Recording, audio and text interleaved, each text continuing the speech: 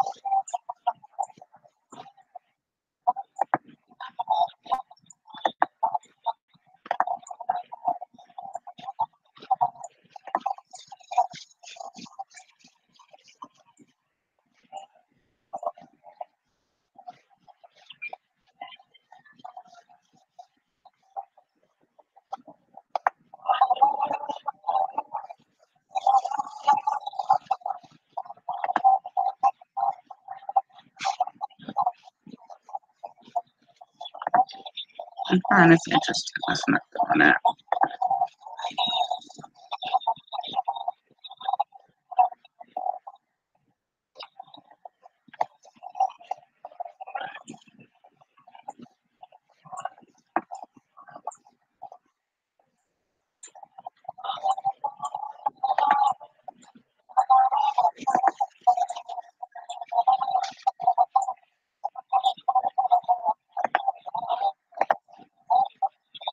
All right. So y'all gonna see me doing all kind of stuff.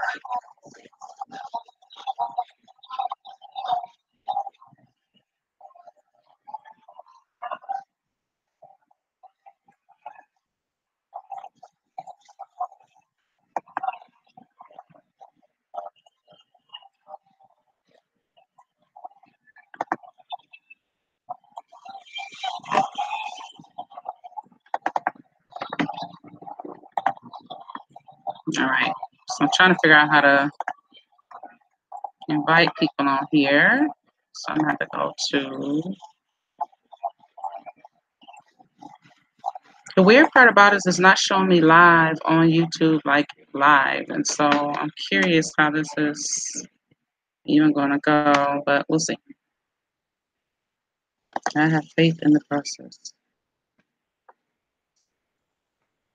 I hope you all can still hear that because I am going to listen to a little bit more music on here before I start talking. So I'm trying to figure out how to invite everybody as well.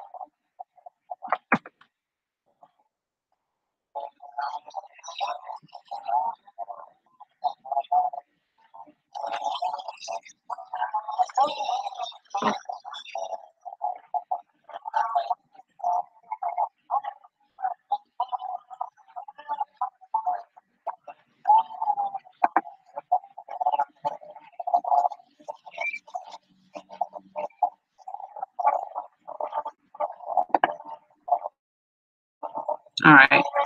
So I'm looking at this. I'm really interested because This one doesn't connect and say that you're live on YouTube like the other one did. And so I'm really finding this interesting.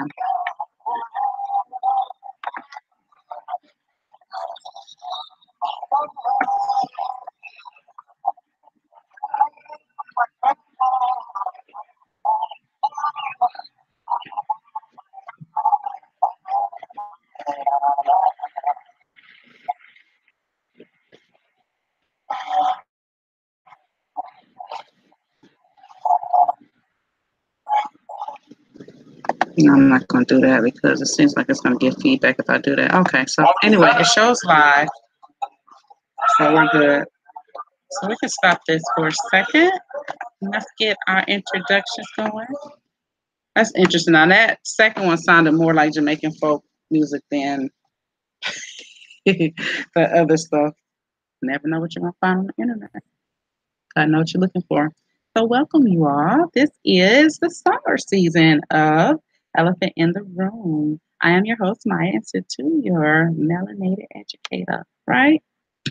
So I'm going to have some interesting things going on. I got a lot going on here. I have my coffee, which I spilled some over here all over the place.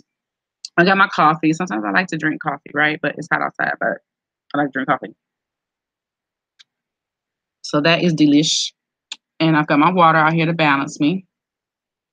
I've got some cashews here. The flies are out, so I have these little cute covers I got from the dollar store. I come in a little thing, and like a little shower curtain. You put over your food when you don't have tops for your food or you lose them. I'm kind of crazy, so I have all my tops for my food. I get mad when I don't have them, so people try to make me happy and be like, "Oh, you got your top." I haven't eaten today. You have to take care of yourself. So we're on our spiritual journey, right? I don't even talk about spiritual people. Spirit is so many things to me. I'm learning a lot about the people around me, the people that I've invited into my circle, just learning what their belief systems are, what they're learning, tools they're using. And it's very interesting. Because I don't subscribe to one dogma or another, one religion or another, I just have high interest. And I believe a lot of these spiritual systems derived out of African spirituality systems, namely Kemetic science and spiritual practices, and even some that are way older than that. And so when we're discovering our spiritual selves, I like to look at the root of things, where they come from, who came up with these systems, and why. Because if you don't begin to look at those things, then you don't understand why you're doing any of it. If you really want to understand about your elders and the tribes in which you come from as African America, then we have to really begin to trace those roots and see where they come from and why they are. So I sent it to Facebook. I'm going to see if I can send it to Twitter because I struggled with that one. Oh, I already did that because I changed my Twitter. I think I changed my Twitter password and I have not cared about what it is. And so when I go on here, I can't remember. I was like, oh, well, I'm going to try it again today. Because my Twitter folks can probably losing track of my show, or they may not care, or whatever is going on. So I'm just going here real quick, y'all. See if I can figure this password out.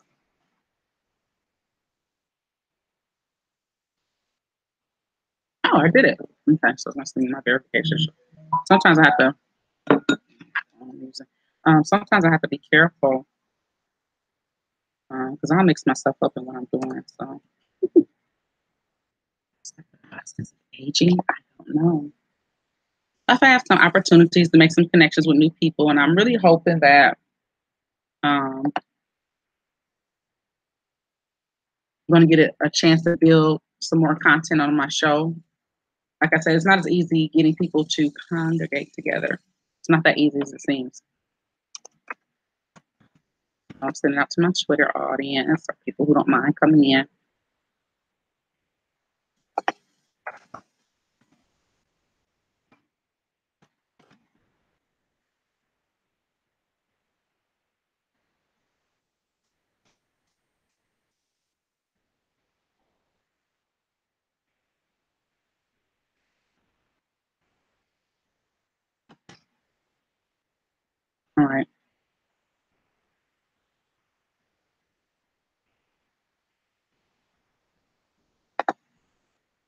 I'm pin my other one.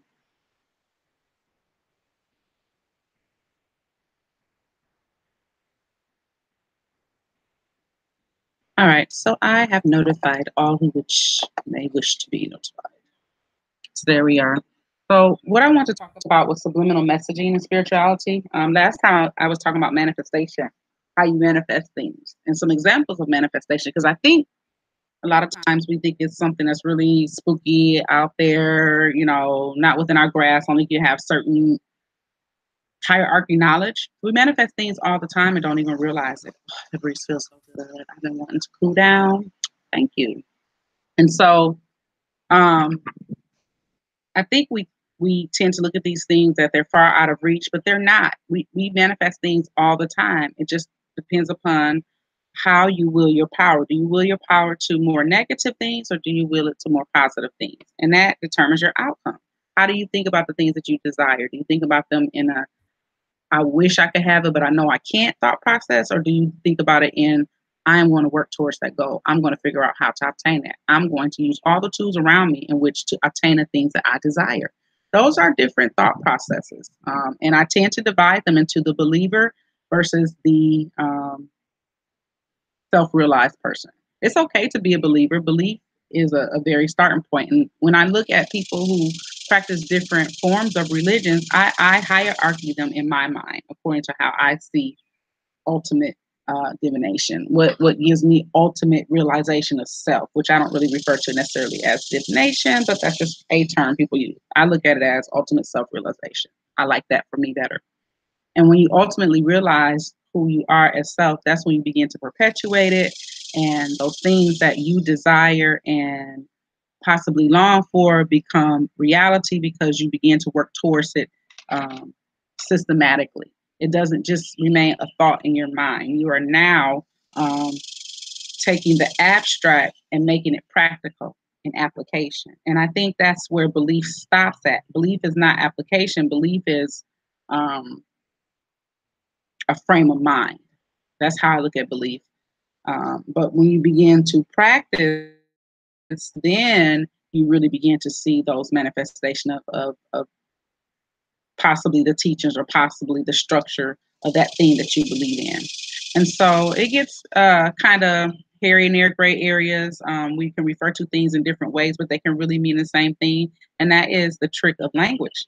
Linguistics teach us to differentiate. Linguistics teaches us to rename things or repurpose them or call them different things because of what we've been accustomed to um, in our teachings and our knowledge. Ooh, that's good. All right. And so in my no sugar plate, I have been trying to make sure that I don't flip back into the, oh, I feel better now. I see weight loss. It must be working. Let's go and do different weird stuff. An achievement of wellness is a practice, and part of that practice is understanding what you're doing incorrectly that is causing um, the unhealthy outcomes that one may not want. And so, in determining those things, we have to be conscious of what it is that we're doing that's causing the habit forming. Sorry, I had to clean some water up. The habit forming addictions that we have, um, the unwanted behaviors that are not getting us the outcomes that we want. So, basically, most of what we do is based upon outcomes. What are we getting for? What is happening based upon something that we're doing? Okay, right? So, somebody go drink, get high, they looking for a result at the end of that. Somebody go out and work, they're looking for a particular outcome with that. Someone goes to, out to go out and meet someone, you know, based upon how that night ends, depends upon their perceived outcome of that. Everything is about perception. We talked about that. Our perceptions are our realities. How we perceive the world around us shapes the reality in which we live, in which we participate. That's why people could travel around in the world and never meet each other, because what they purpose in their lives doesn't have anything to do with that person. And so we travel in different circles and spheres, and occasionally they intertwine or mix with each other like the figure eight, in a way where those two circles come together. But way on the outer end is someone living a whole different existence than those who live on the inner end and may have more connection with each other. And as we make those motions, as we change our patterns, I'm thinking circular because that can kind of help you understand.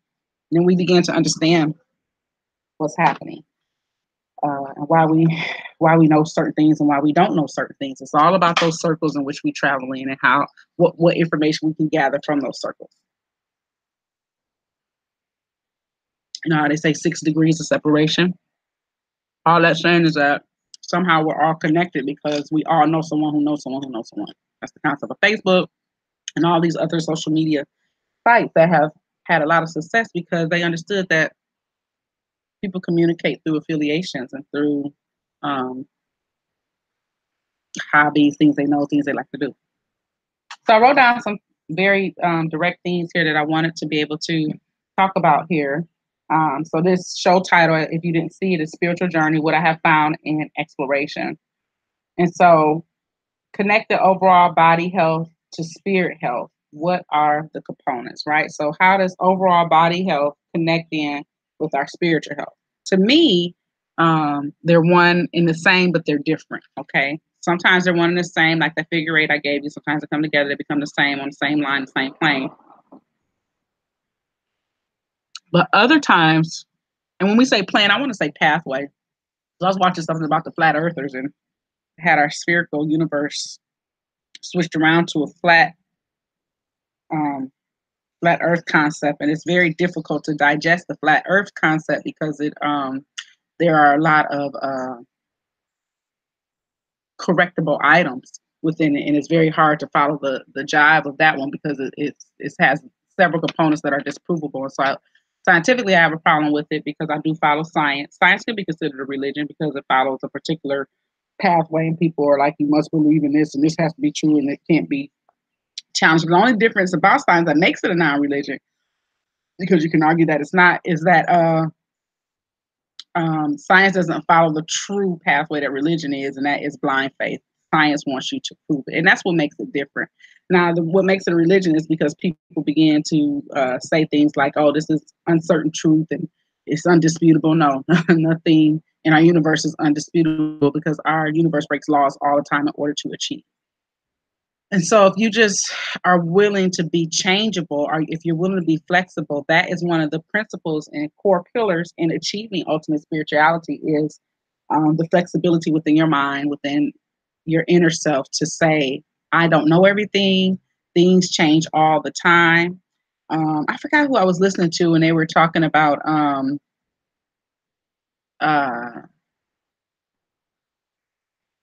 about truth not being certain, and the only thing that is certain is that the truth will change. So they gave an example of,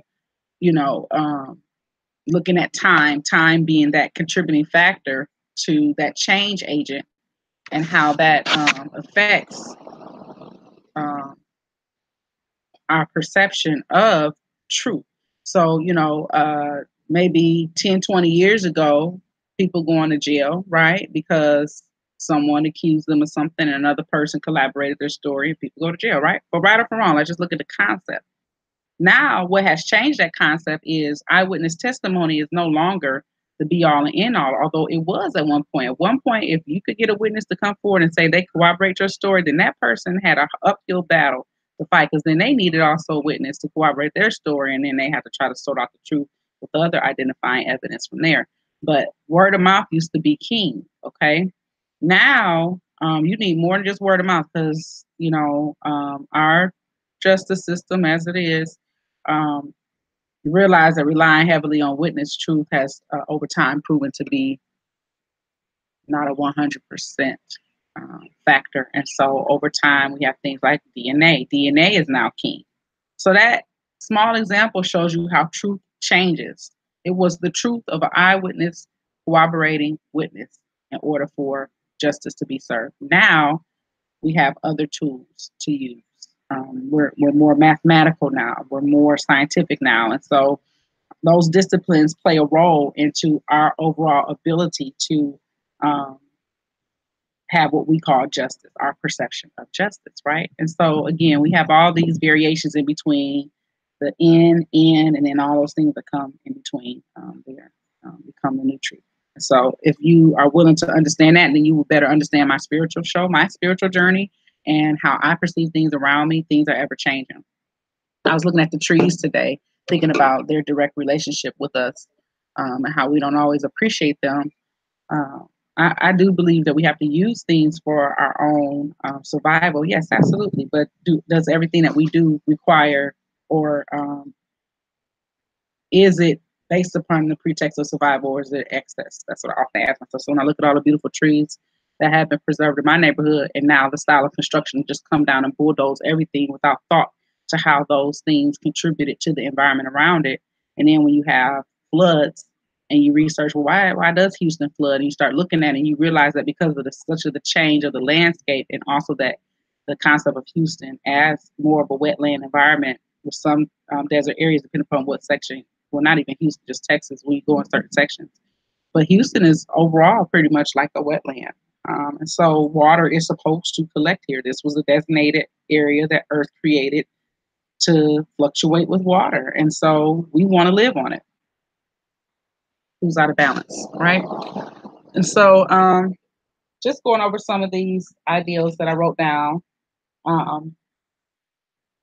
So I want to talk about visual subliminal messaging. Visual subliminal messaging is the reason why we believe pretty much anything. So when you remember being a baby, you or seeing a baby, having some of those memories through that new child that you may take care of or be around, you realize that you went through the same stage. We may not personally remember it, but you know you went through that stage because you were a baby, okay? And so looking at the progression of an infant and its learning curve, and everything that it learns is based upon visual perception. There is speech there, but speech sounds garbled to the baby. It doesn't completely understand what you're saying. Over time, 1 month, 2 months, 3 months, 4 months, all these are lumped in different groups because the cognitive level of learning changes significantly, but is highly absorbative during this time with children. And so that's something that we can think about when we're learning ourselves. How do we learn? Visual versus verbal versus written, okay, right? Written is last. So obviously, if the first way that we learned was visual, then that's always going to be with us, right? And then the second was verbal because mommy keeps saying things, daddy keeps saying things over and over and over again. And oh, that's what that means. Mommy, mama. Oh, you want me to call you mommy. Okay, I got you. That is all the learning. So that's the visual plus the verbal. Those kind of tie hand in hand, but those are the first two types of learning that you have. And then the third type of learning, just in general, is your written version of the language. And so you learn the language by hearing, but then you begin to learn how it looks in writing according to the symbols that we've created in the language that we've learned. And so you go from that visual, audio, written, so motor, sensory, okay? All right, so y'all gonna be seeing me be the ghetto host today, or whatever people like to call it when people are broadcasting. I know a lot of news anchors wish they could eat on TV. As a matter of fact, they do eat on TV because they have cooking segments where they get to eat and taste food, and everybody's okay with that. So this is the eating segment of my show, and everybody's okay with it. Anyway, so that is the breakdown of why subliminal messaging is important, because it's how we've always learned through reading pictographs. It's how we used to convey our language, pictographs. They weren't, we're just seeing hieroglyphics and those kind of languages that come out of those concepts, the drawing languages, so to speak. You can see variations of that in Japanese and in Chinese and Arabic. All those are languages that stuck to that drawing symbol process, not necessarily the letter system that we see in many other languages. Those came later. But those were not the concept of language initially. So studying linguistics is important because it helps you learn things about culture too. Linguistics and writing, language, things like that. Okay. And so that is happening. So I wanted I wanted to pull up some visuals, okay, to prove to you what I'm saying.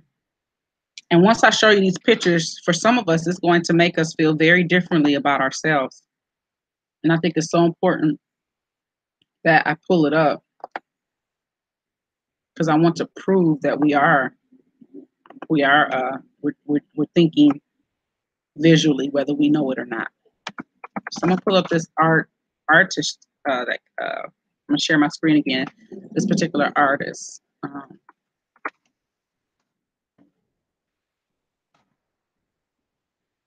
And they had so many.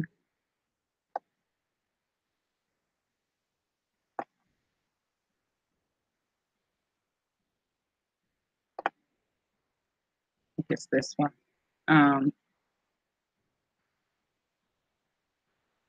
Just has so many beautiful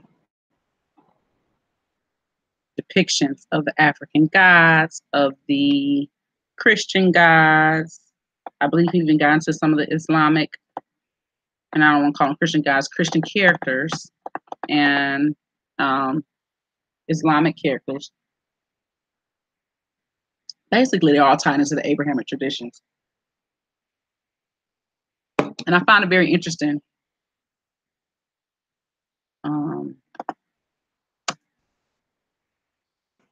I look this up. Oh, here it is. It's not hard to find because this brother's very popular.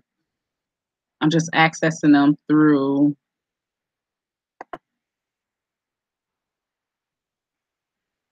hopefully it goes to these like I want them to. This one's on Pinterest.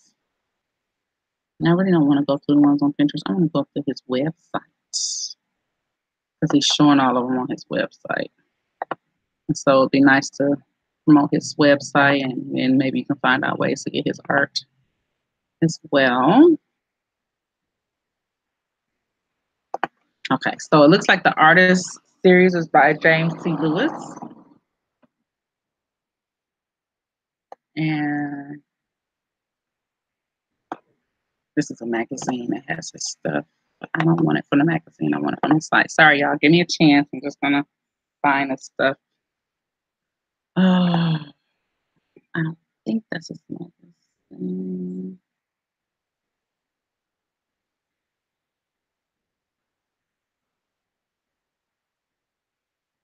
It may not even be, let's see, photograph or just me.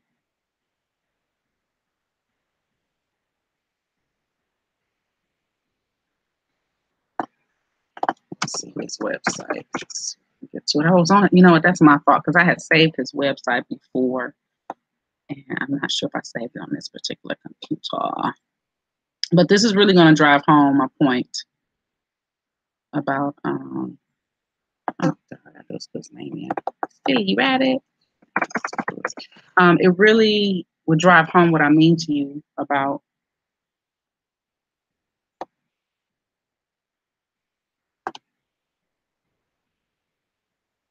so maybe his web or his studio's No Wire 3000.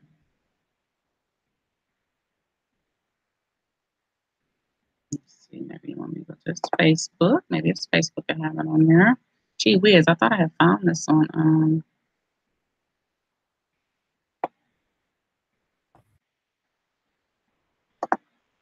his Facebook page now.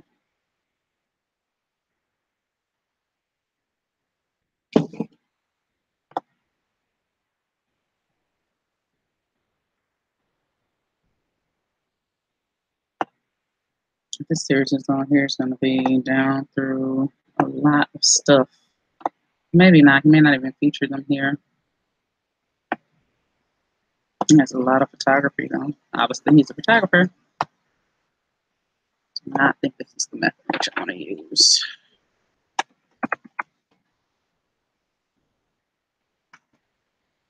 That's what I did for. I saved them somewhere else, but they're on my phone. I don't know. I might be able to connect my phone to here and pull up the pictures. Let's see if I can do it that way. I saved them. I like them so much, and I just saved them and look at them for myself.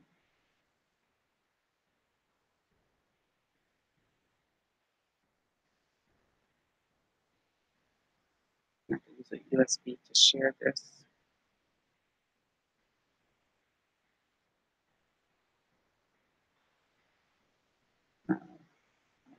Video. Boy, I tell you, as soon as I think I got everything the way I want it, yay! I got lucky though. I bought my USB. So I'm gonna get up out this chair in the middle of my broadcast, y'all. I hate doing that.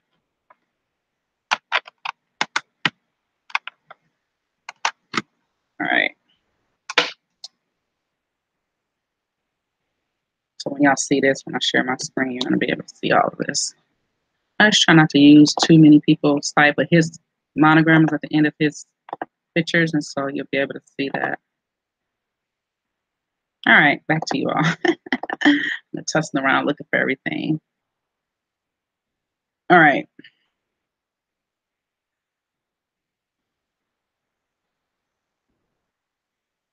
That's my pictures here. I should be able to go from my computer. Although I did not bring up the normal, your phone is plugged up, you want to do blah, blah, blah.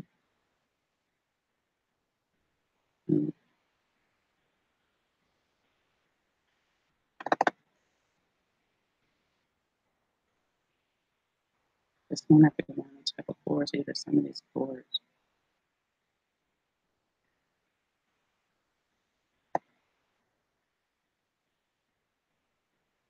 Let's see it on here. I'm gonna have to get my butt up out my seat. Just forget it. It's really getting on my nerves, I swear. Just when you think things are gonna be easy. And they're not. Let me make sure I save one of my pictures, because if I did, that'd be nice. I probably did not. One last place would be my emails.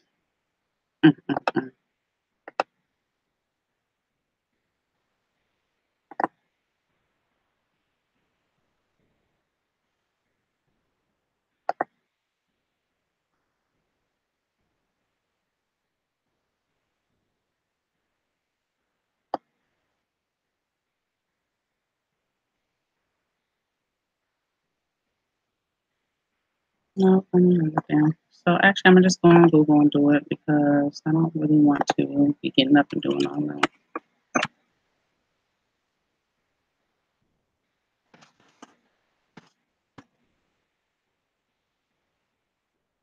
Let's see. So James C. Lewis, African Gods.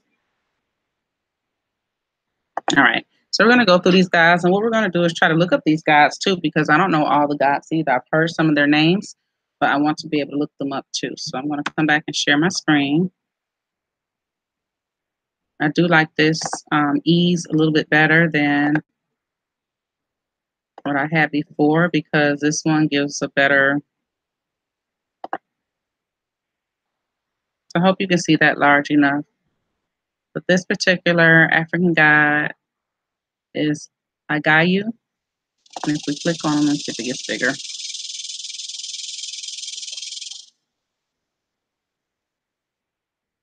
Okay, so it tells us some general information when we do it this way.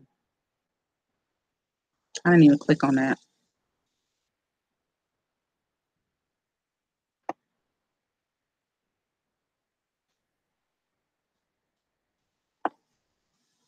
No, I don't want to save it, so let's close that. Okay, and so we're going to look up Agayu.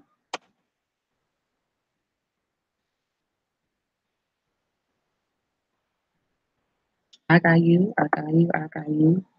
See if we can find the right pronunciation as well.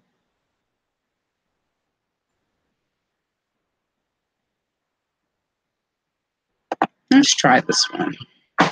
This is all about Santeria.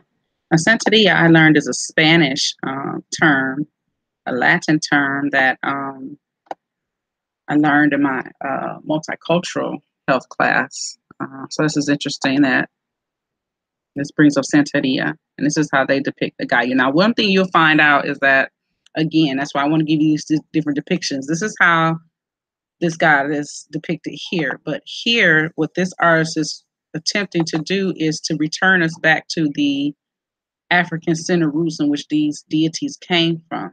So this one on here, it may be too little for you to see, but they're describing it as African god of volcanoes and deserts. Okay, So if it's an African god, a volcano, and deserts, you know that a European god would not be depicted as that because Europe wasn't even in existence when this particular god was brought up. So we have to look at it in context. And so this story here, and you can find your own story because some of these stories change. Agayu is the Orisha of the day earth and the desert. He is the patron of the walkers and Steve Dores, that's a new word. He is the father of Shango and one of the lesser known of the Orisha. He lives in the palm tree and likes to carry children in his shoulders. Listen to what you're reading. He lives in the palm tree. So where palm trees, then you can understand where some of these things come from. Agayu is symbolized by the powers of the river and the earthquakes. His character is warlike and irascible. He stays away from superstition and takes devotes through difficult obstacles. So he stays away from superstition, but he takes devotees through difficult obstacles. Agayu is a tall, gigantic man who lives near the rivers and is the strength that comes from deep inside the soul. He transports people across the rivers and is patron of ferrymen. He learned to soothe the very rough rivers and has a relationship with the Orisha Oshun. Attributes. He is a lover of fruits and all things. His son Shango likes. His sacrificial foods includes goats and guinea hens. His beds are with red, yellow, and green. He is greatly associated with the axe, and his number is 9. So you got some astrology, numerology in here. More like numerology instead of the astrology because they didn't say if he was a constellation or a star. And so it's just kind of trying to get more understanding of what some may say about this particular god. So our next god.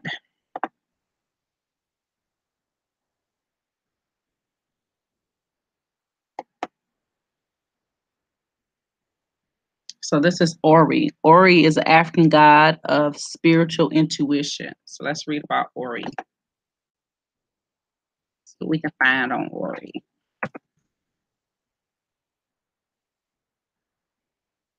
Now what you're going to see is what I want to find is different depictions of this god. This is how this artist, this photographer has had people dress in what he may have learned about this particular god or others he may have consulted with, and he has drawn a depiction. So you see how this subliminal message, think about some of the things you're thinking when you see this man, and what does he remind you of what this particular god's attributes could be like.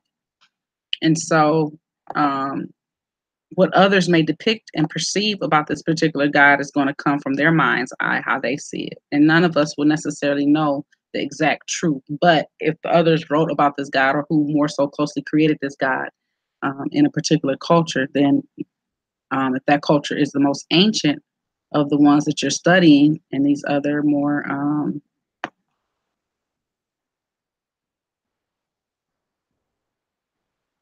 newer adaptations of a particular concept, I would trust the ancestral concept a little bit better.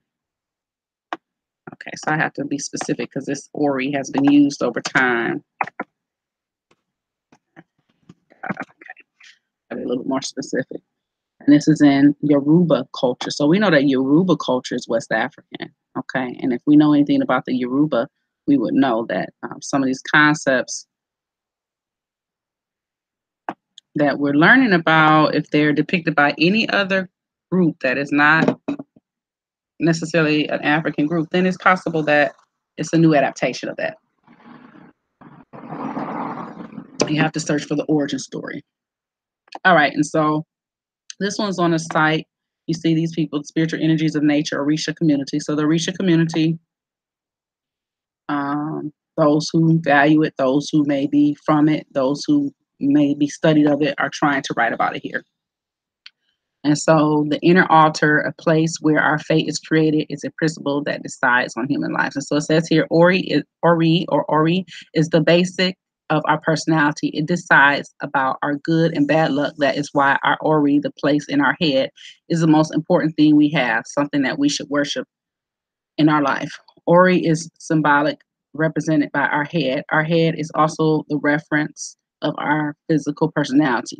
In the physical world, Ori is responsible for all personalities that show outwards. for our good character, bad character for our impatience, self-confidence, responsibility, and lack of responsibility. Our aura is the main reference for our spiritual and social identity, therefore is a great importance to take good care of. So this is just more information on this particular site. And so when it talks about worship and aura, my aura is like my lover. It is a divinity. I embrace it in the morning, stroke it, and ask for good things in my life, allow with a loving determination. So if you appeal to the aura, according to this individual, then good outcomes will come. If you do not appeal to the aura, then the more negative aspect of that comes out. And a lot of African spiritual systems are set up in that place that you can choose to appeal to one side of that balance or the other. And some spiritual aspects or guides, as we like to call them, carry both attributes, and depending upon how you handle that particular concept depends upon that attribute that comes out from it. So a lot of African spirituality doesn't say that you're either good or bad. You're pretty much both. You're pretty much both. And so you don't you can choose to adhere to a lower self, as some African spiritual system they call it, or a higher self. So that's pretty good to know. And I'm going to save this particular page because they may have more information on it that I can use. All right. We can see if this site has more info on the next gods that we pull up. This one is Ishu. It says African god. I cannot see that very well, and it's not giving me that. I don't think it's going to let me enlarge it.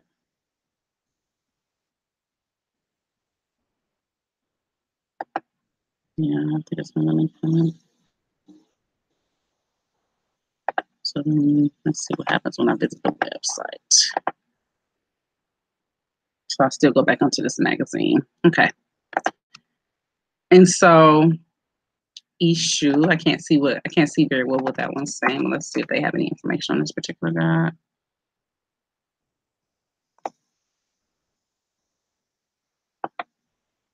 It just shows the vessels. Okay. Okay. So I do have Ishu, god of order, organization, discipline, patience, and messenger between Orisha and humans. So it carries messages between the Orisha, which are like the godlike figures, and Orisha and human beings. But they control order to gain all the qualities in one's life. It's the most important in our life, but it's truly worshipped by few people, as we all speak about these virtues, but only a few people can really say they possess them. None of us is organized, disciplined enough. Our lives are more frequently led by chaos than order. Patience is being equalized to forbearance, and we think this is a sign of weakness. So I guess that's true. You know, people who are patient look like weak, and the one that's barking and loud all the time. Oh yeah, you're talking about you, blah blah, whatever. You know, in that small circumstance. But yeah, I think that we do tend to not pay this one as much attention. I would agree with that. Let's see. This one.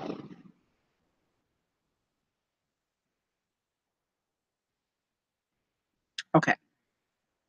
So that is one that we may have not known about before. Some of you all may want to do more research on your own to find out who these characters are, where they come from, things like that.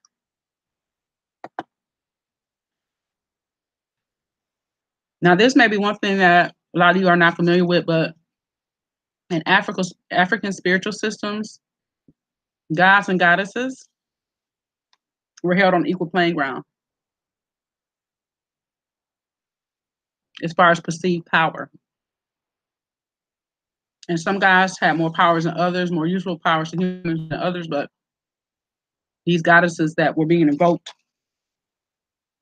had a lot of power to those who worship them. And the concept is the more that you mention a God's name, the more that their power is enlivened. So the more you believe in them, in other words, right? You give power to them by speaking to them.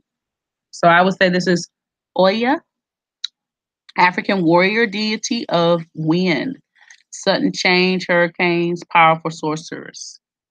So This deity is very powerful because this deity is controlling the natural elements. And those closer to the natural elements than human spirits are perceived as stronger because they are in control of this biome we call Earth.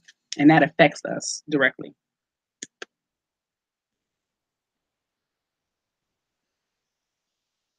So what can we find about this deity?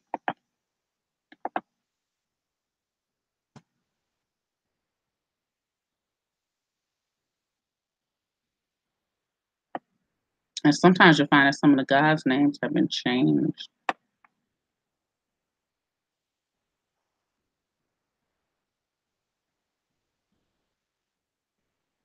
So they're saying that's where loyalty comes out of, Oya. Well, let's look at this history of the Oduduwa temple because maybe Oya is within this.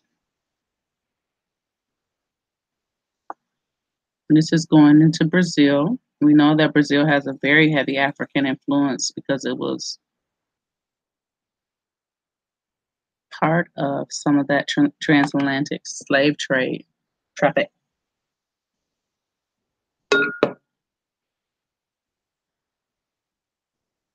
All right, so this is a lot of writing. I was trying to single out where Oya may have played into role into this, but I am not able to weed out the name. So I would rather personally Google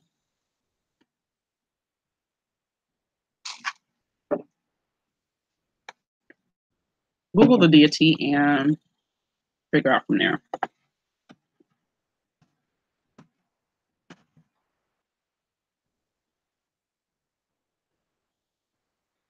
And this one seems to be depicting his God, just like I said, control of the weather. This is the African American Wiccan Society. So you have to do more research to find out how much this information is correct.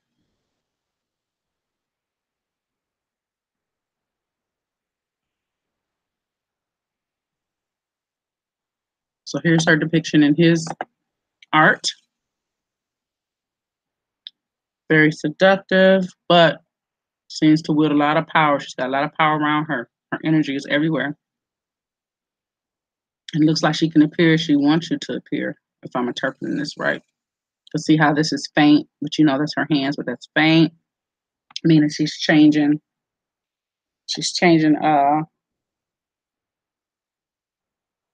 material. She can materialize.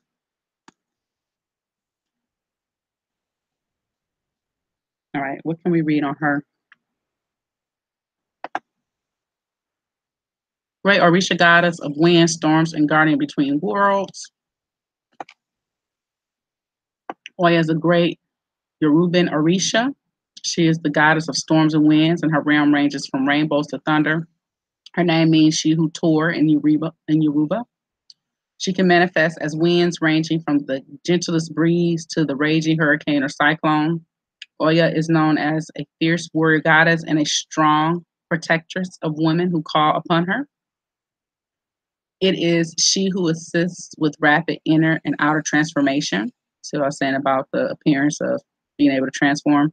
Oya is about absolute change, especially from the good, and it's not a slow or very patient energy. So this is where our other energies get into play. Remember I was saying African spirituality is not just all good. Because we realize that forces that are not so good are also still a part of nature. It is she who assists us with rapid inner and outer transformation. Oya is about absolute change, especially for the good, and it's not slow or very patient energy. According to Louisa, I think I know her name, but I can't think of it because I think we've seen. Because I got that book Jambalaya actually. So she's referencing Miss Louisa's book. I would have to go back inside and grab that book, but I do have her book that this is referencing in Jambalaya. So I want to get to that book before the summer is up. I'm still on Dr. Ben's book. His book's so heavy, it takes time. You want to stop what he's saying and just start researching right then and there, so it takes time to get through that book. So she is the queen of the winds of change. She is feared by many people because she brings about sudden structural change in people and things. Oya does not just rearrange the furniture in the house. She knocks the building to the ground and blows it away. So she the sister that when you pray and you want to change right away, be ready. So I invoke a spirit when I know that a situation is kind of hitting the wall and it's not really changing the way I need it to change, but I need an obstacle to get out of my way. I pray a very powerful prayer that asks to remove everyone out of my life that doesn't belong. And I know a lot of people know this prayer, but I tell you, each time that I prayed this prayer, and I prayed it for real, 2 definite times in my life where I really meant it. And each time that I did that, things changed up so fast and so quick, it made my head spin. And I knew then that was a powerful prayer, not one to be played with, because it will happen, and it will happen swiftly, like this describes it. And for those who believe in your spiritual center, and belief is when you don't have that proof, right? So when we have our beliefs, we know it to be true within ourselves, but we cannot prove it. So that's what makes it a belief system. But we're okay with continuing to practice it because we know it to be true for ourselves. And that's what people of belief should kind of stick on and stop trying to come out like they have this empirical truth. You don't have empirical truth. You know it works for yourself. And so if you keep trying to prove it to everybody else, you're just going to make yourself look like a fool when you should really just be practicing it for yourself. A belief system is not for everyone's personal life. And so when you get into religions, that's why religions destroy spirituality and misinterpret spirituality, because religion is a set of rules that always have to take place. And when those rules can't bend or flex, then folks get into the argumentative state because they can't make it fit. You're trying to make a square fit into a circle and it can't. Well, that's what religion does. Okay, unfortunately. And that's why I'm personally against religion, because it puts us into this square box and these if-then clauses. And if you can't prove those clauses, next thing you going to hell, you burn in hell. You know, this deity, that deity doesn't protect you. You know, only a select few is going. You know, the universe recycles all energy, and we are made of that energy. We are made of that stardust. And so if you want to limit yourself in that way, that's fine. I can't stop you. If you don't like my truth, that's fine. Don't read it. If you don't like what I'm saying, that's fine. Dismiss me as crazy. That's fine. It's all okay. But what I'm saying is that prove it. If you can't prove it, then it's just your belief. It's just my belief. Why can't you say that? Why can't you say, no, this is what I believe. It works for me in my life. I don't have any empirical truth on it because it can't be proven. It's one of those laws that break laws. It's one of those things that break what the sound mind knows. Just as simple as our ocular view is based upon what our mind will allow us to interpret. I can't see sound waves in the air, but doesn't mean that they're not there, right? But we can prove sound waves because we have different scientific tests. That's what science is good for. That's why I keep telling you, all these things piece things together. That's why the old African spirituality was so powerful, because different people have different beliefs, and those tribes will come together occasionally and work together for a common cause based upon those different beliefs that they have. They use all their strengths. We don't do that anymore. We're fragmented, separated, and we are into this westernized European dogma that says, if you don't believe this, you will surely perish. Says who? Because ain't none of them followed none of it to the letter.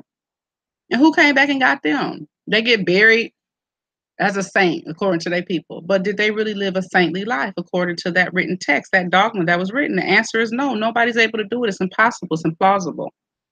And so when you begin to fragment all of our spiritual systems and take it and say it's God's law, based upon your interpretation of it, you are restricting. This is why I'm doing these subliminal messages for you all and doing this research, so you can understand that what you believe is not the only thing out here. That's number one. Number two is what you believe, a fragment of another belief system that was here before your belief system, and why was it changed? If you're not willing to ask yourself why it was changed, then you will be within that paradigm. You're within that particular concept that was created by no other than man. Every religion and spiritual system that's on this earth was man-made. Because we pass along, we whisper in each other's ears, like that long line where everybody whispering in each other's ear. And the first person that made the message, I don't know if you all ever played this in the classroom. My teacher taught me this. When we was in the classroom, they had us all start a a room in front of the first desk, and you go through all the desks, everybody whispering in the ear. By the time we got to the last desk, the message was completely changed. That teacher taught me a very life lesson at a very young age. I'm thankful. I can't even remember which teacher it was. It may have even been a substitute, Mrs. Cunningham. But anyway, the point is that the teacher was expressing was that even if you gave the message soundly in the beginning, whoever heard that first message has subjugated your message to be conceptualized and transmitted onto the next person, and you hope that is accurate. But by the time we got to the end of the classroom of 30 students or so, the message was not accurate. It was not even the same. By the time the teacher asked the last person to write down what they remember hearing, the person before them had just said. And when she read it aloud, it was nothing like what she said, because the first person remembered exactly what she said and she confirmed. So the first person got the message, okay, but as it went through, the message changed.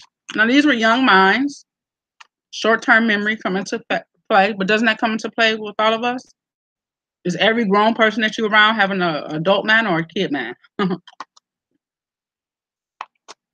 So I'm giving you subliminal messaging here. I'm showing you that how the paradigm in your mind can change when you think your God looks like this. And when you look at the attributes of this God, the God that we study under Abrahamic traditions is the God that controls the wind, the hurricanes, he controls all the elements. The African concept of spirituality says no. The universe is being useful. It uses all these deities to control these separate functions. No one supreme thing is controlling everything.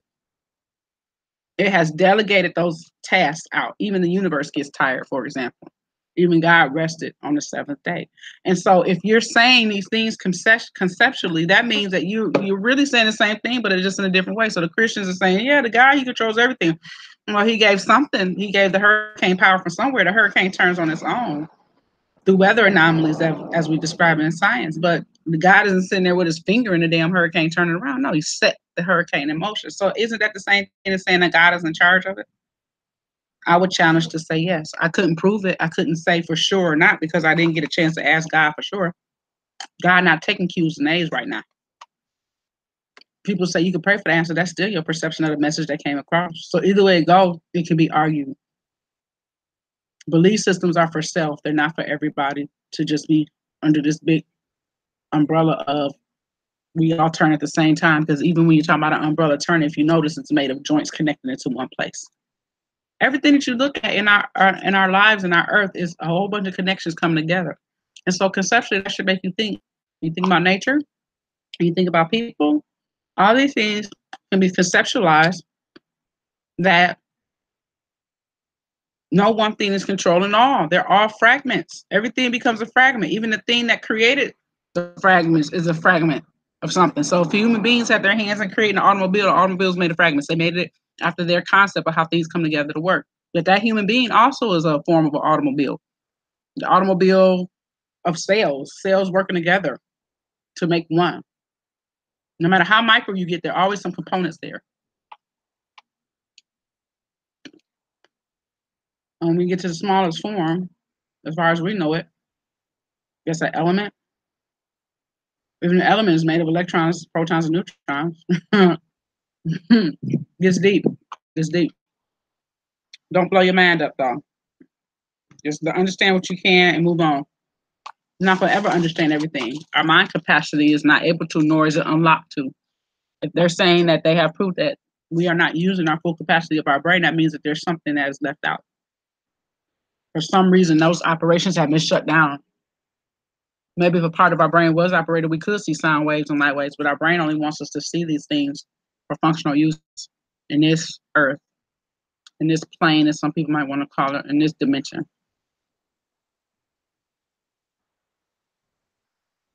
So looking at a goddess in this depiction, according to the African mind, does something to the mind.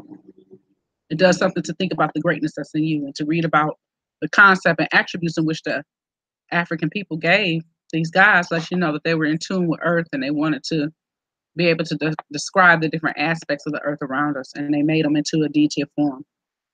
What's the next god? This is a Muslim sultan. So he recreated these. I'm going to read them as I go, but I'm not going to dwell on each one.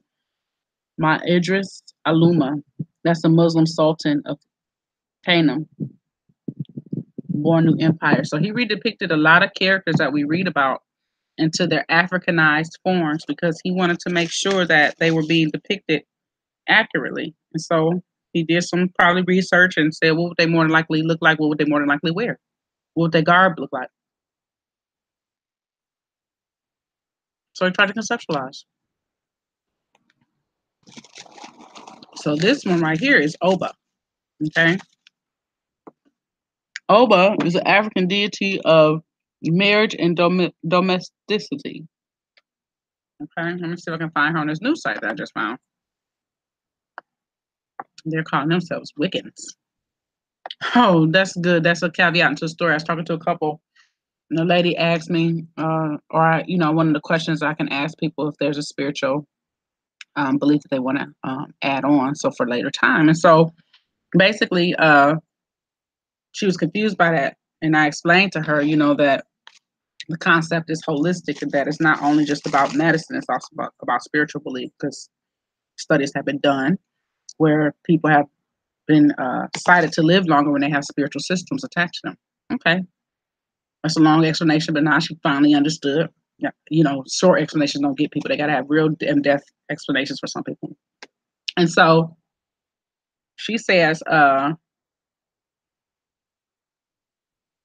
okay or whatnot, and she goes to give me her spiritual faith as Christian. I said, okay. And she was like, oh, well, how many, basically, how many do I have in there? I said, I have all kinds. I even have Wiccan in here. She said, Wiccan, that's not a spiritual system. I said, yes, it is. And she was like, no, it's not. So, well, I guess you're right from the perception of Christianity. If I perceived it as a Christian would perceive it, then maybe I would say it's not. But we're not working under the Christian paradigm. We're working under what is your spiritual practice. And so when you talk about a spiritual practice, you're talking about a category. Christianity falls under spiritual practice. It is not the only one. And she was like, yeah, but Wiccans, her husband chimed in. Yes, he said, yes, honey, but understand that from a Christian perspective, that would be considered not a religion, but from a general public perspective, it would be considered a spiritual or religious practice because these people believe in things that are outside of the regular reality paradigm. They're trying to explain things that can't be explained and create practices that are outside of this norm as well. So she just still looked puzzled, but she really, that just showed that to me, for me, it was just a confirmation for me why I came out of that, because the Christian faith requires you to think short-sighted. Even though the interesting thing about the faith is that it requires you, or the religion is that it requires you to believe that there are supernatural forces. But if you try to ask a Christian person to believe that there were other people living on the earth before Cain, Abel, Adam, and Eve, it's hard for them to understand. And it's taking their spiritual leaders to correct that thought, for them to come around and say, okay, but if their spiritual leaders kept saying, no, that's not true, they would have gone with that, because that faith relies heavily on the spiritual leaders to tell the perception, instead of them using their own minds and saying, nah, that don't make sense. We're going to have to talk about this again and get this corrected. They don't challenge their spiritual leaders in a lot of ways. They allow their spiritual leaders to be the trendsetters. And I'm not saying that's good or bad. I'm just saying that that's something that I noticed being a Christian myself, born and raised into the church, is something that I have taken my mind out of. I've decided not to think that way. So we've got this goddess that I need to look up. Oops, I've been talking so much I can't even.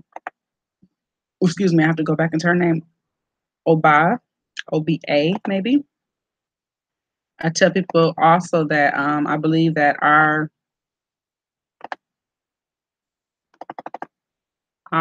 change in language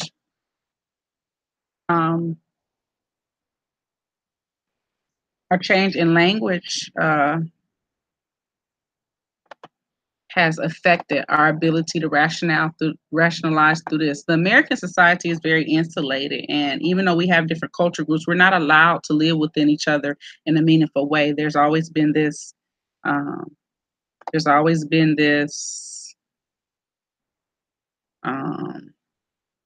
See, this one's kind of going into the more Greek knowledge.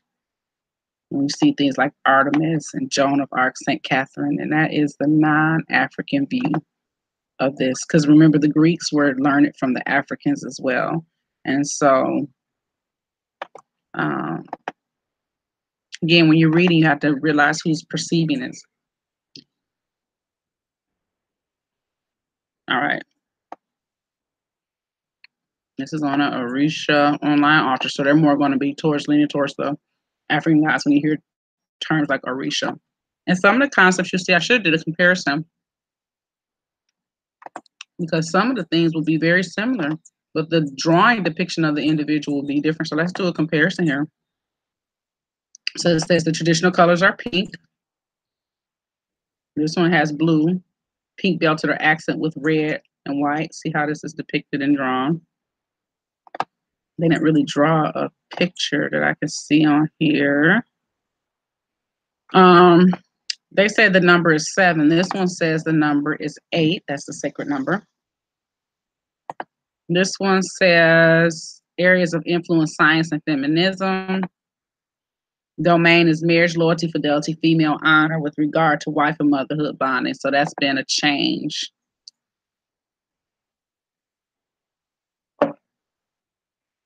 And so they're calling Joan an Arthur entity, St. Catherine an entity.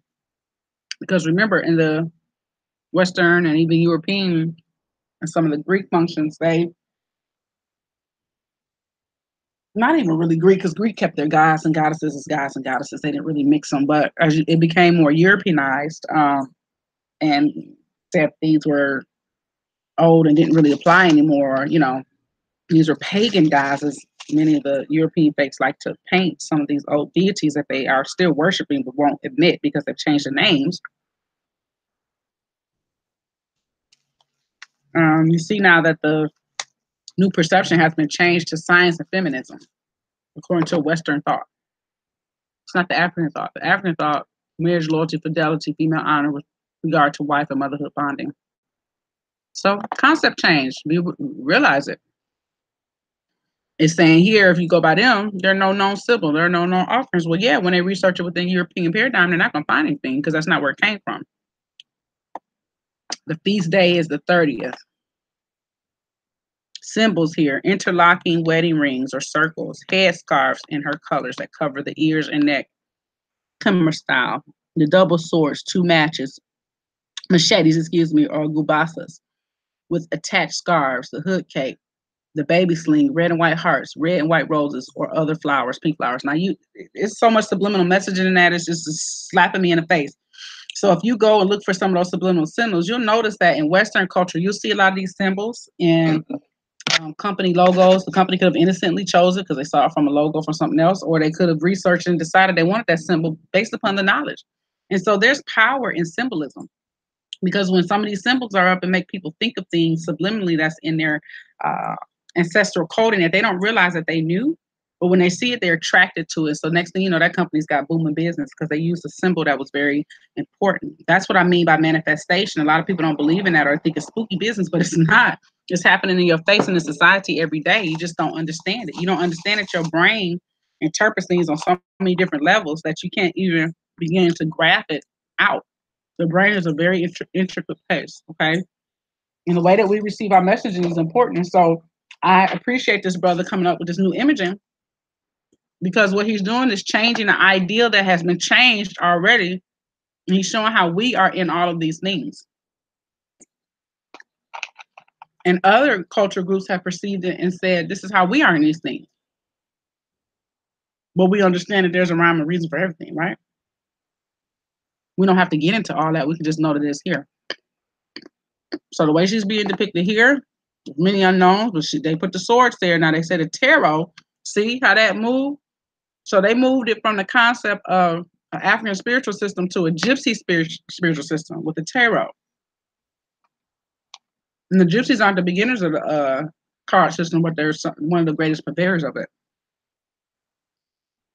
They don't know what chakra it is because they didn't research how that moved over into Asian culture.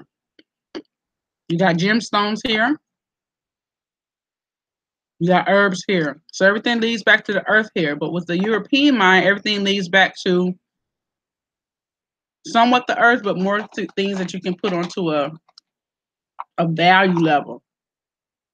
How I interpret this is more that it's invaluable. It is forever recycling, ever remanifesting itself. And I think of herbs and spices. How we utilize it, put in our body utilizes it, exerts off energy. It always continues as a circle. They didn't associate any animals to it, and they gave Artemis, another Greek god, the hierarchy over this one. So anyway, you can read more about it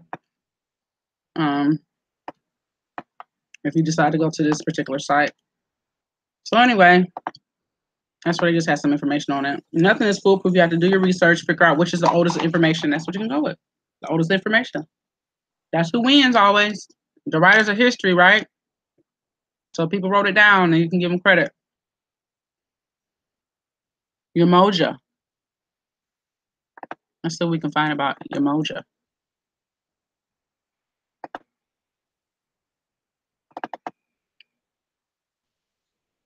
It makes me think of emoji. Is that right? Umoja. My bad. My bad.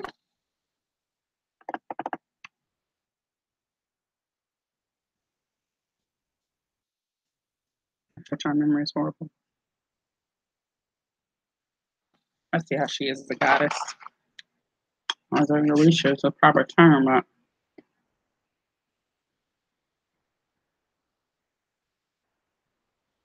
I'm gonna go to Baba Lawuweb.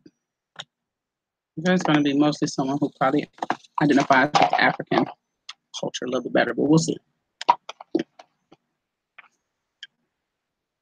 I was wrong. The intuition is strong in you, young one. You probably want to say this like too. Information is what it's about. Okay, y'all. Sorry, I'm tearing these peanuts up, snacking all in y'all ear. Okay, look. So, Yamaya Yamunja, or Yamunja, is the queen of water. Her body are all the rivers, lakes, and sea flow from her. Yamuja origins from the name Yeye Oma Eja, mother of fish. The word Omo is used in a generic sense. Currently is associated with the Ogun River, and a cult plays in those areas where the river runs, particularly in Abeokuta. I have to look up where that is. Sensual, beautiful, flowing, hair flowing. This is how we depict her here. Mr. Lewis depicts her hair flowy in a transformative state in a way too. She's got the feathers. Very interesting. I love that the goddesses are depicted in the African spiritual system because it makes women feel like that's where we are. I knew we had an important role. We do. We're very important. This is probably going to be the last one I do. I just wanted to get you all into the gist of what I was doing. And when I look at it, some things that take me back. But anyway, so the Ogun River begins in Nigeria. And it says, for this reason, this zone has turned to a place of pilgrimage for countless devotees.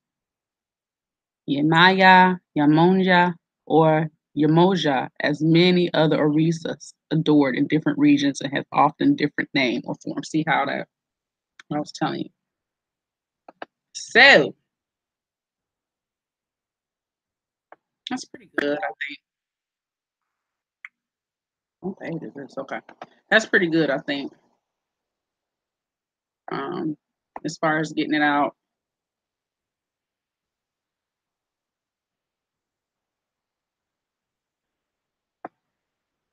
Let's see, what do we have here?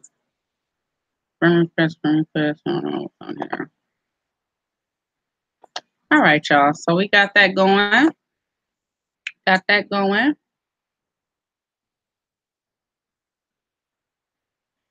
Let me stop sharing my screen so I can come back on with you all. All right, so that was a lot of information. We got a lot going on. So that was just speaking to what I was trying to say about subliminal messaging. Just even seeing that little bit, excuse me, can change the way your mind thinks and make you want to start looking like, why are you putting these people like looking like this? Why is he doing this? You know, or some of us, we think of God, we only think white people. I don't know, it sounds sad, but it's the truth. I like when people spell white people WYPIPO. I see that on Twitter a lot. They be like white people instead of white people. But so one of the notes I wanted to give to you all was just to basically challenge your own belief systems by historical, anthropological, linguistic, and comparative studies. Being able to look at these areas and other possibilities not listed here can be used to sustain and dispose of the different theories that are out here.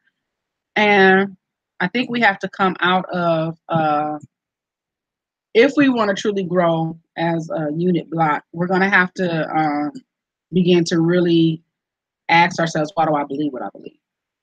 And if you come back to the same circle that says, hey, I'm supposed to believe in this, believe in that. That's what you do. That's what's good for you.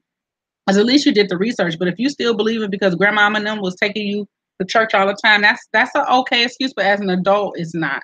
As a teenager, it is. Maybe even as a young adult to be grounded in something. But as a growing, developing human being who's going to age one day and become elderly, and you're supposed to be the wise for the next generation, then you need to get rooted in why you believe in your spiritual belief system. You need to understand the history of it. You need to understand where it comes from on this earth. You need to understand who practiced it first, and are they still practicing it the same way that you practice it, or are you receiving a variation of it based upon being tampered with, based upon political reasons, based upon family reasons. Sometimes families split apart from each other because disagreements, and one create a different concept of what the original was. It's just so many questions that I think people should want to ask yourselves, and not just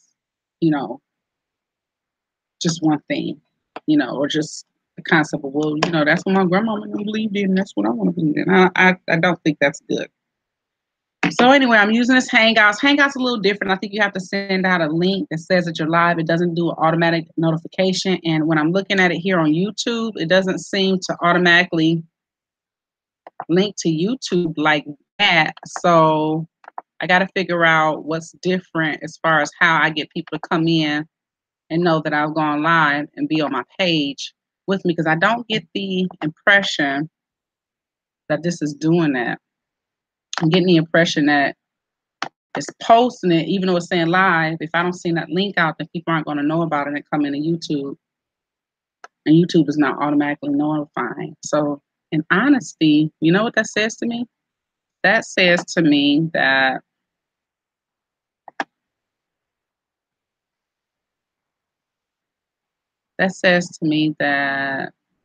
YouTube is changing the way that it's advertising. Now the thing is, I can see Dagger Squad when they live, and I wonder if it's because they run more than one stream. Oh no, it's showing me live now. I see it. Okay. It just takes a little time to show up. But that's what's up. I see me live now. It's not the same as my broadcast before, where I watch live and it would be live. It's just live in one area, and I can't really tell who's on with me or not, but it does show. Okay.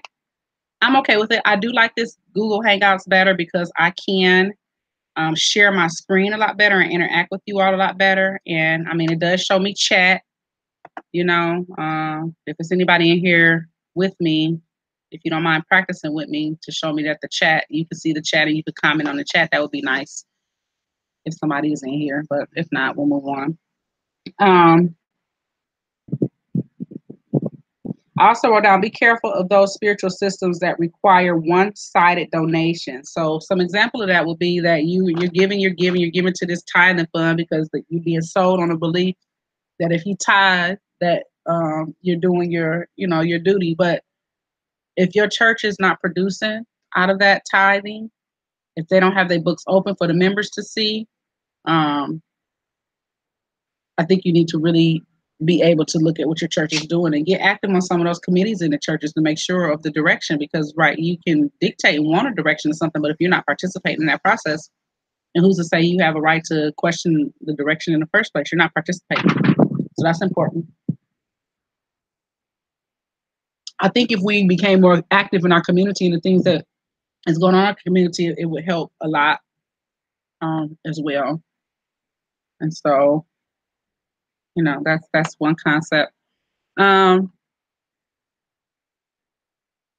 And so I also wrote that something feels good does not equate to the truth. A lot of things can feel good. You know, a person in your life can make you feel good at times, but if they're not consistently trying to make you feel good on a regular basis, then that's another issue. But that's just an example of how something can feel good at one point, but overall it can be bad for you because it's not helping you grow. If every service you go to is talking about the same old thing and you can almost mimic what the pastor's saying because he says the same message 12, out of the 12 months, it's always this special message that's the same. I personally don't consider that or equate that to growth. That's just my opinion. Okay. So we looked through all that. But I wanted to talk about subliminal messaging because it was very important in being able to see. So this last part, this last little bit, this last 15 minutes, I'm going to just do in promos. And so I wasn't sure whether the young gentleman, he does astrology, and I wanted to get him on my show with me so he could talk about his astrological views and how he ties that in. I just got a new book in that I was referred to that talks about prehistoric sources of Western man's racism, sexism, and aggression. And it's trying to attempt to explain this concept of whiteness and why the culture group of white people are so against people in the world. They have a very adversarial view, a very aggressive view on the world and how they relate to people around them. And they've had a hard time relating to people for the most part. And so that's why these wars and these coups have happened because they're in the middle of it in a lot of ways. And so this book begins to break down some of that behavior. And Dr. John Henry Clark, his middle name is Heinrich, but a lot of people say Henry. But I'm sure you pronounce it that way too. John Heinrich Clark. He talks about all of these things as well. And when he puts his stamp on it, I'm with him because he was the kind of historian that he was just sitting there lecturing with. He had become blind. And with that, he had to work in a different way. And so this man has so much knowledge in that head, his memory. We talk about memory like an elephant. That's a memory like an elephant. He would just sit there with his eyes closed and be talking about all these different things. And so I was fascinated with that. And as I began to look at his work, it's pretty solid. Nobody gets everything right. But some of these historians, you don't understand the challenges they fought through to become respected individuals. And the academic scholar community, that's a whole different community. Those people are like piranhas that eat you up. And I won't even give you their time if you don't go through certain channels. So they had to go through certain channels. Him and Dr. Ben and Dr. Ben Sertima and John G. Jordan, all these people, or John G. Jackson, all these people that had to, the gates were not wide open. And so, they're divulging out information like this in their time, unheard of. There were some serious gatekeepers who was crazy as hell. Eventually the information went viral, so to speak, but not on the internet, but just got into the community. And so it was hard to dispel once that information got out here. And so you have to understand what your leaders went through to get this information out. Okay. And so that's one new book that I got. And in this book is a classmate who I couldn't remember whether I felt like my recording earlier didn't go through, but I put this up. This is author Jirani James. And this is hashtag Black Marriage Matters. She has her own website to order this book on. So if you just Google Jirani James Black Marriage Matters, you should be able to pull it up. I would have to share my screen and pull that up again. I don't know what my dog is doing right now, but let me try to pull it up.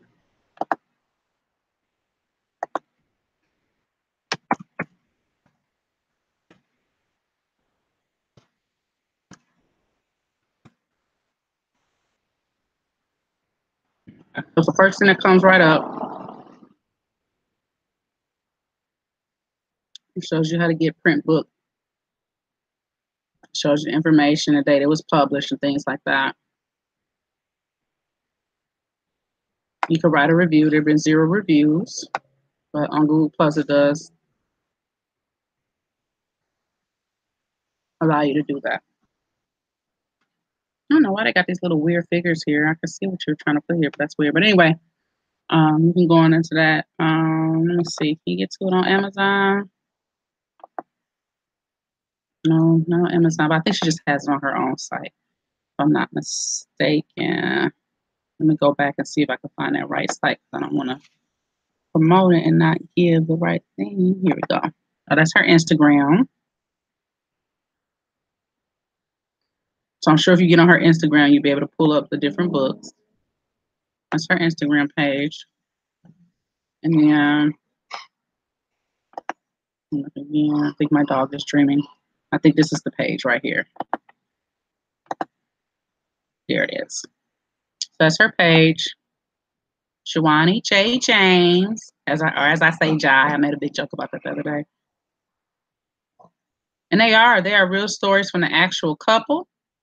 And she gives a really cute story at the end of how her and her fiance met and what their plans are. And so I think it was a great, encouraging book that helped those who are interested in marriage see through the eyes of others what marriage means.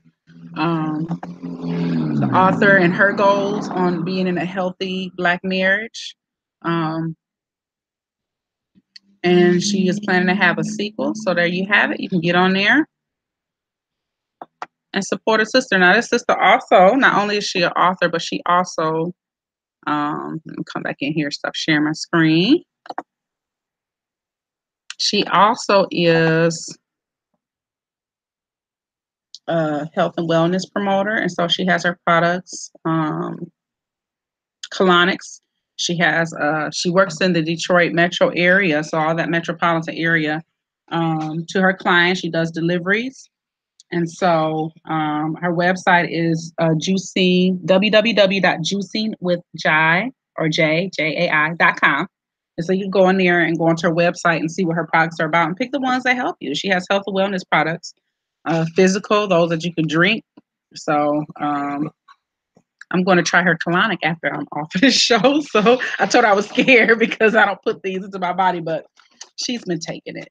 She's been taking it herself. And that's one great thing, is that she's using the product. And so, of course, I can trust it. That's just me teasing, scared to, supposed to clean you out, I heard. So I'm going to be in the house for the rest of the night, y'all. Just to let y'all know. All right. And so that is it. That is my show. I hope you all learned something from subliminal messaging and how it plays a role in our spiritual belief system. I showed you how to research, some of these different things. You pick the sites that make sense to you that are best trying to explain it. I saw someone mention that you can get onto Encyclopedia Britannica if you're more of that person that kind of likes to steer towards the mainstream, and compare with the information that is on Britannica with some of the information that others have found through independent sources. And so don't just believe in things, you all. Do yourself the service of having your own belief systems, but also wanting to find out, why do you believe what you believe? If you're not going to be able to answer why you believe what you believe, besides the generic, what my people told me, it's going to be the same old thing. Y'all hear me killing flies, but it's going to be the same old, same old. Okay. And so you have to be willing to challenge your own belief systems, for right or for wrong.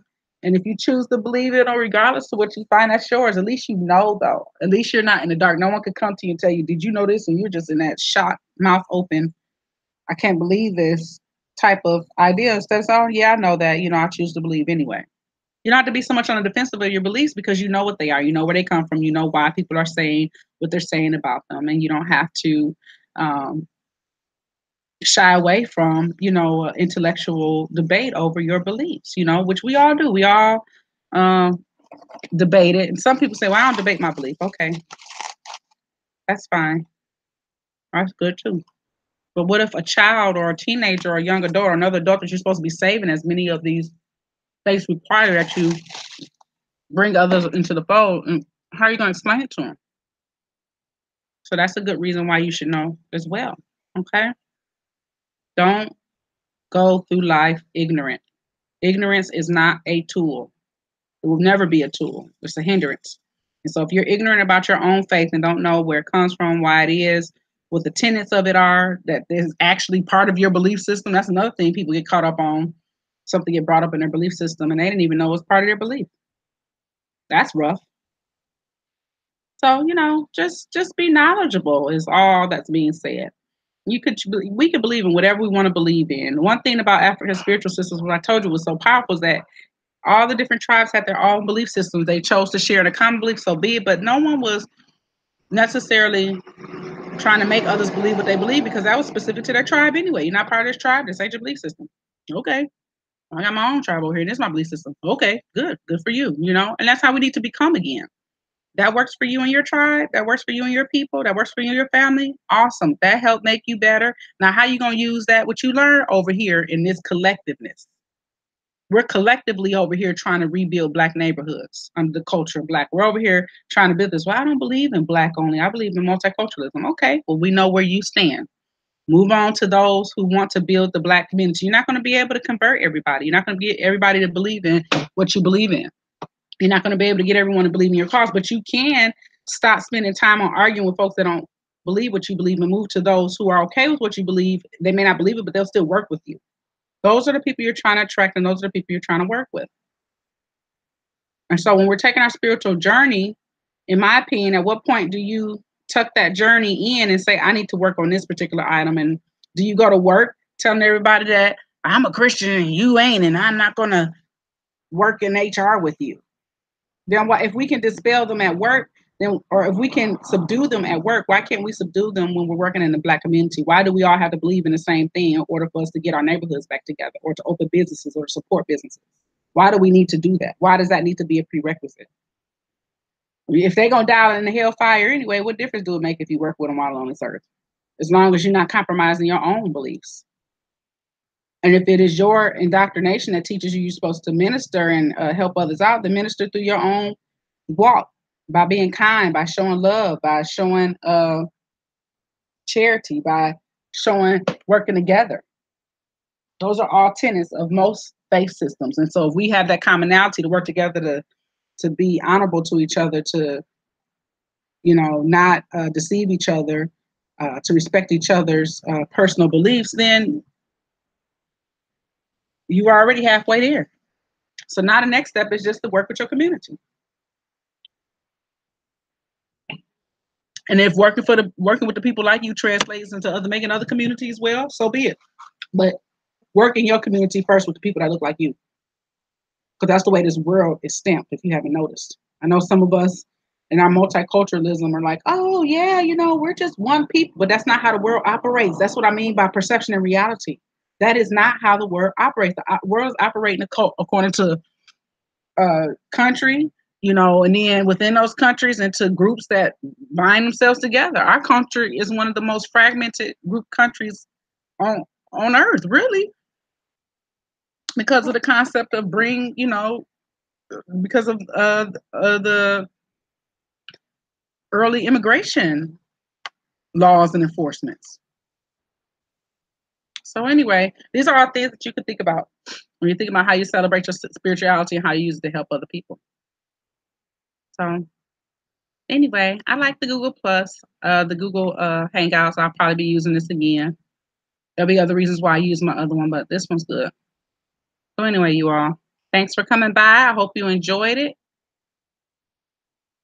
I hope you learned something from it. I hope you're able to show someone else how to look at some of these beautiful depictions that this photographer decided to use in order to change that thought process. That's what we have to change. If you are celebrating others visually, you're not going to understand why you celebrate them in your real life. You're going to think that you're acting as normal, but you don't understand those subliminal messages make a difference. They do. They make a complete and total difference. So shout out to all the people out here trying to change that in one way or another in their own subliminal way. And whatever belief systems you have, at least know about them. That's all I'm saying. Know the history behind them. Know why they exist. Know where they came from. Know who founded them.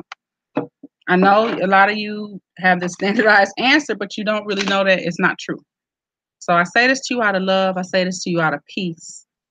I don't say these things to you out of malice or teasing or, one belief system is better than the other. I'm just saying, just no. That's all I'm saying. You all right? All right, you all. So I love y'all. Thanks for coming on. I'll talk to y'all another time. Peace.